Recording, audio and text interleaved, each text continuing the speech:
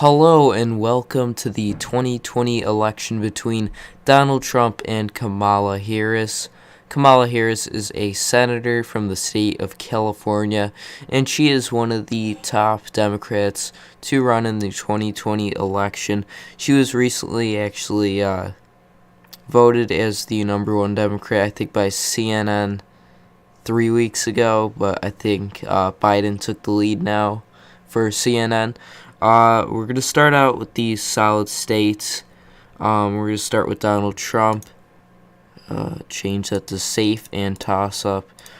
The states of Utah, Idaho, Montana, Wyoming, North Dakota, South Dakota, Nebraska, except the 2nd Congressional District, Kansas, Oklahoma, Missouri, Arkansas, Louisiana, Mississippi, Alabama, Tennessee, Kentucky, Indiana, West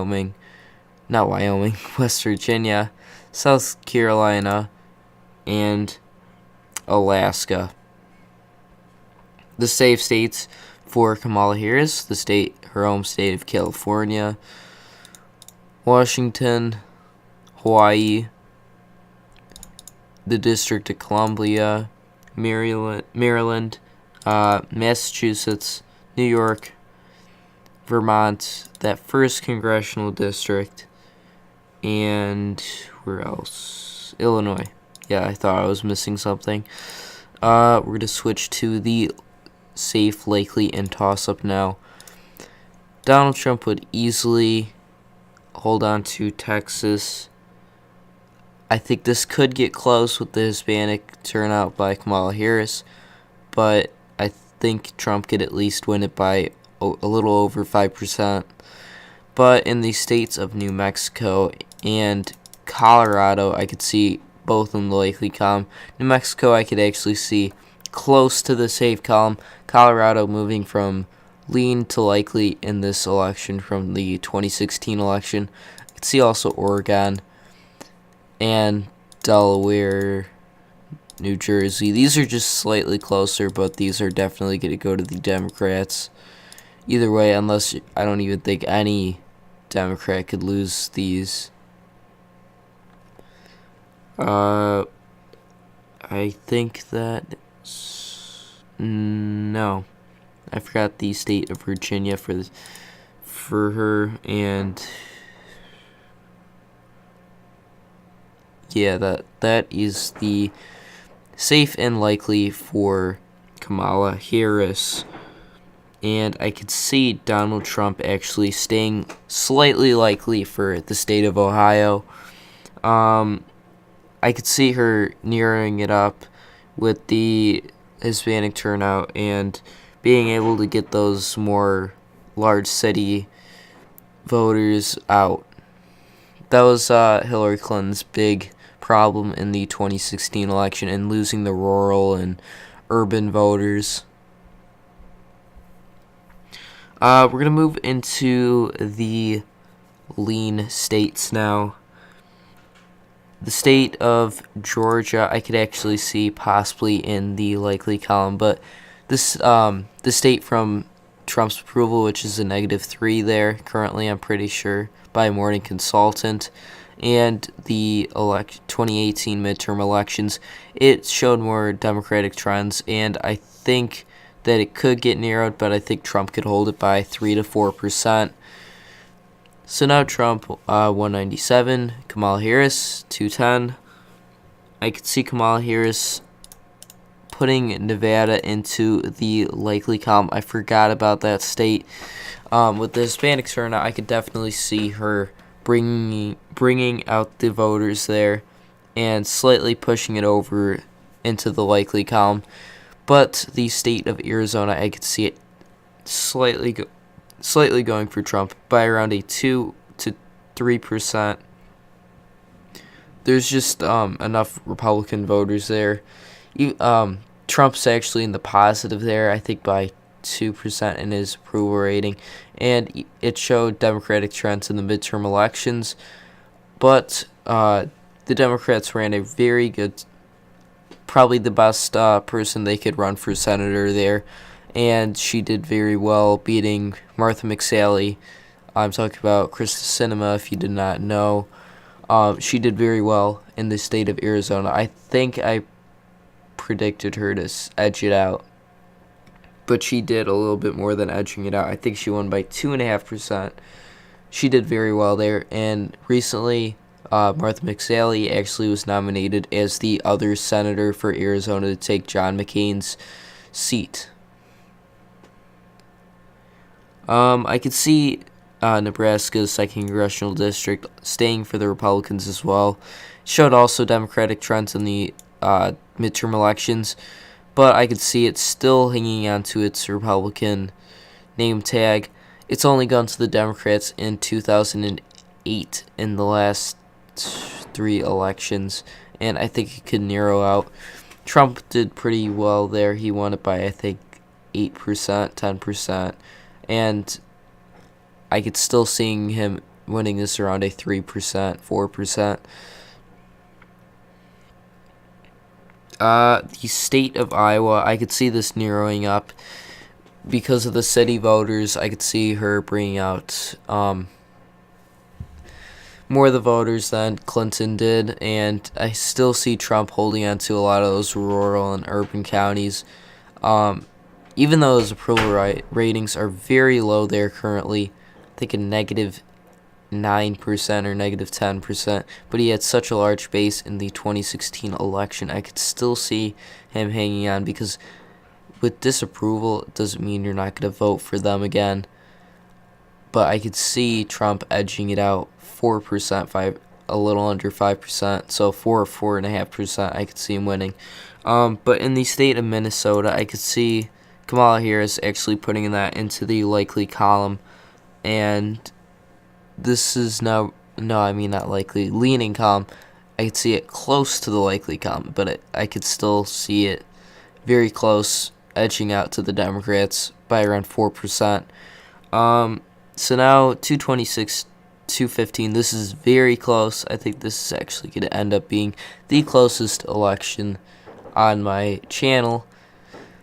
I could see Donald Trump, though, winning in the state of Florida with the Hispanic voters. I think he, with Kamala Harris not being able to really appeal to them, Trump can bring out a larger base than he did in the 2016 election. Now bringing Trump closer to the 270 margin that he needs to get. I could see Kamala Harris expanding her lead in the state of Michigan.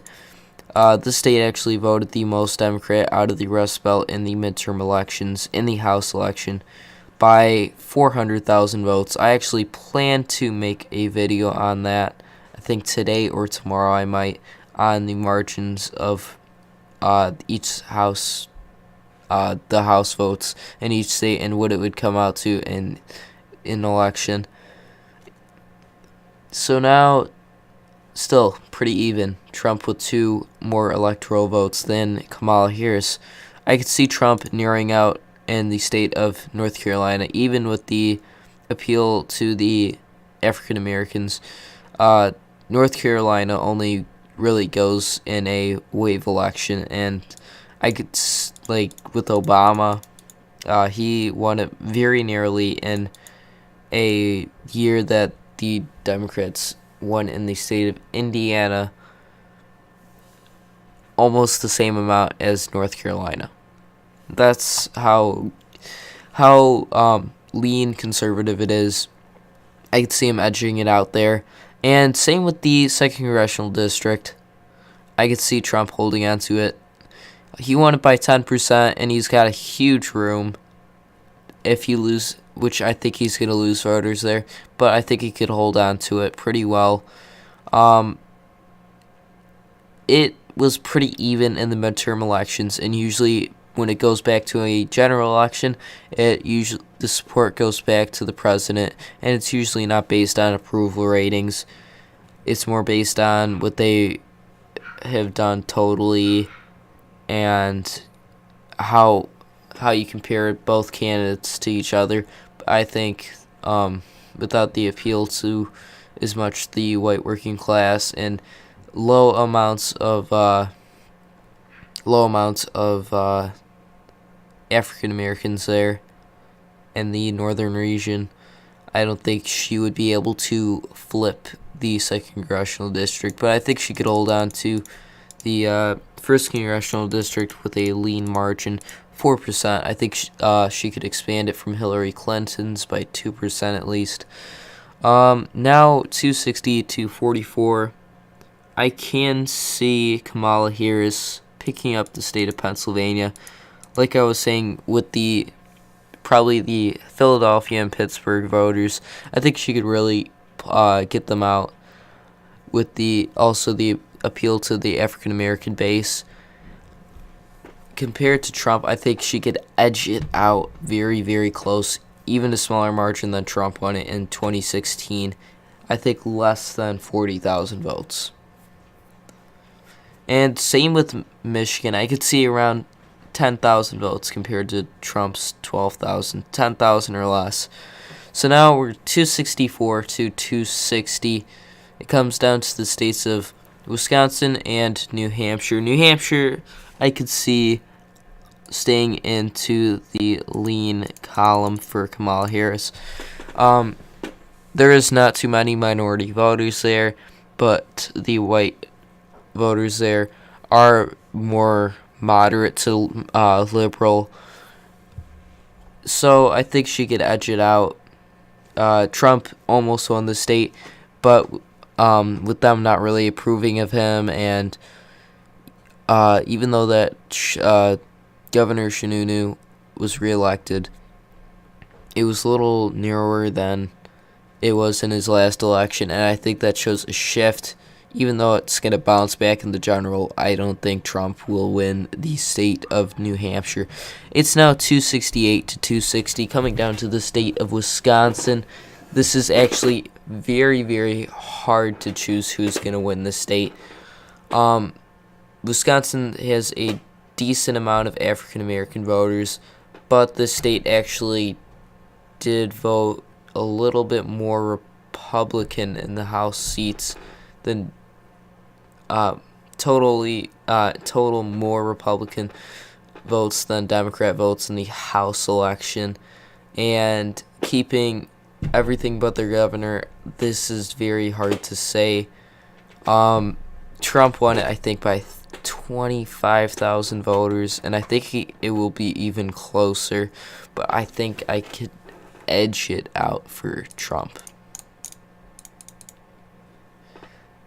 This is a 50-50 state, and I could also say that for Pennsylvania. This was the more middle state in the midterm elections. It voted slightly more Democrat. I think it was 180,000 more votes for Democrats there, but it was also a midterm election. And Michigan was 400,000, so that's really saying something to the president to start visiting more Michigan. He has not visited much of Michigan voters, and he's more visited other states like Wisconsin, Pennsylvania, and many others that he won actually by huge margins, like Tennessee and Alabama. Thank you for watching. The end of the month goal is to get 30 subscribers. We are currently at 28, and I would like to also hit, I think we're at 3,700 views, 710 views. I would like to get 3,850 by the end of the week, and at least 20 likes. So don't forget to hit that like button and subscribe, and don't forget to hit the bell button, which will notify you when my new videos come out.